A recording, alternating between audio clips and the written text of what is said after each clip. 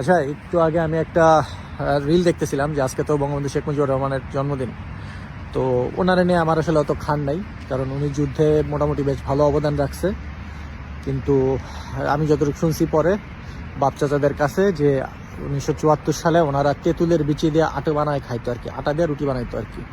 কারণ এত দুর্ভিক্ষ হয়েছিল এবং ওই সময় এত মানুষ মারা গেছিল। তো আমার বাপ চাচাদের হয়তো বা খাট থাকতে পারে, কিন্তু আমি তো দেখি নাই, তারা আমার খাট থাকবো কেমনে, কিন্তু আপার শাসনামল তো আমি দেখছি।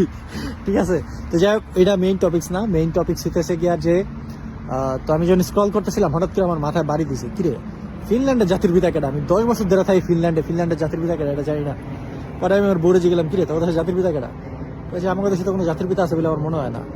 আমার কাছে একটু সন্দেহজনক লাগলো। পরে গুগল করছি, গুগল করে দেখি যে মানার হেম নামে একটা লোক আছে, উনি হচ্ছে ফিনল্যান্ডের জাতির পিতা, যিনি হচ্ছে দ্বিতীয় বিশ্বযুদ্ধের সময় বেশ ভালো অবদান রাখছিল।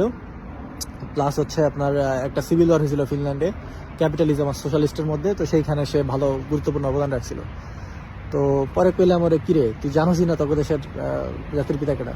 পরে কইতেছে উনি যে জাতির পিতা এটা তো আমি মানে আমরা শুনি নাই কখনো, বা মানে ওইটা নিয়ে কোনো ইন্টারেস্টই নাই। উনি জাস্ট যুদ্ধে খুব ভালো অবদান রাখছিল এইটুকু জানি আমরা, যে he was very good at war.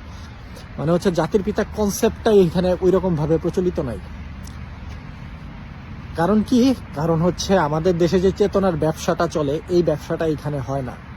এই হয় না বইলা এরা জাতির পিতাটার মনে রাখার ওইরকম প্রয়োজন মনে করে না। যখন তার জন্মদিন আসে রাষ্ট্রীয়ভাবে সেলিব্রেট করা হয়, দ্যাটস ইট। এটা হলো এত মাথামাতির কিছু নাই এইসব দেশে।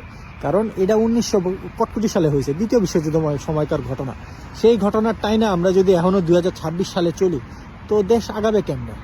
এই কারণে ওগোর মধ্যে এই চেতনার ব্যবসাটাও নাই, যে শেখ মুজিবুর রহমান বা শহীদ জিয়াউর রহমানের চেতনা যে ধারণ করে যে পরবর্তী 50 বছর ধরে ব্যবসা চলবে, এই ব্যবসাটা এখানে হয় না। এই কারণে এইসব দেশ উন্নত।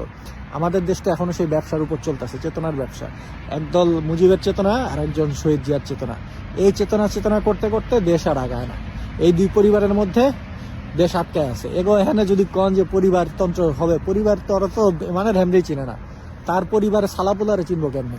ঠিক আছে, আর কি বলবো, আর কিছু বলার নাই। কারণ বেশি কিছু বললে দেখা যাবো যে দুই পক্ষই আমার আবার শুরু করছে। কারণ উচিত কথা কত দোষ আমাদের দেশে। ঠিক আছে, আপনারা চেতনার ব্যবসা করেন, চেতনার ব্যবসা করে 1971 সালে পড়ে থাকেন এখনো। আর এখান দিয়ে দুনিয়া যে কোত্থেকে কই আগায় যেতেছে আপনাদের কোনো আইডিয়াও নেই।